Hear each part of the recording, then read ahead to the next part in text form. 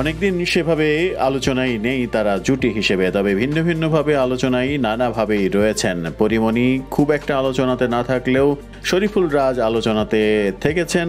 বিশেষ করে বুবলির সঙ্গে তার বিয়ের যে খবর গণমাধ্যমে এসেছে সেটা নিয়ে আলোচনার তুঙ্গেই ছিলেন তিনি।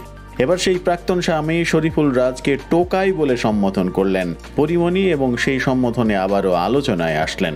শরীফুল রাজের সঙ্গে পরিমণির বিচ্ছেদ হয়েছে প্রায় 2 বছর হয়ে গেল। এরপর থেকে ছেলে রাজ্যকে নিয়ে পরিমণির একার সংসার।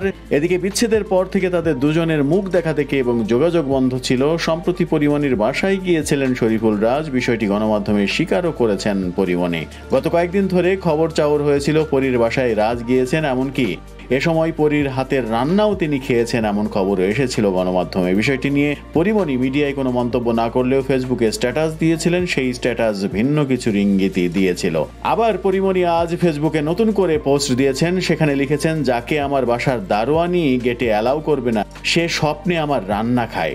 একজন সেই পোস্টে কমেন্ট করেছেন, কে খাইলো তোমার রান্না স্বপ্নে? সেখানে পরি ফিরতি কমেন্টে লিখেছেন, আছে এক টোকাই, তার বিয়ের নিউজের চাপ ঢাকলো আমাকে আর আমার ছেলেকে দিয়ে, কত বড় নিমক হারাম। পরিমণির এমন স্ট্যাটাস নিয়ে নতুন গুঞ্জন উঠেছে। স্ট্যাটাসে পরি কারো নাম উল্লেখ না করলেও খুব সহজে ধারণা করা যায় তিনি প্রাক্তন স্বামী শরীফুল রাজকে ইঙ্গিত করেছেন এবং তাকে টোকাই বলে অভিহিত করেছেন।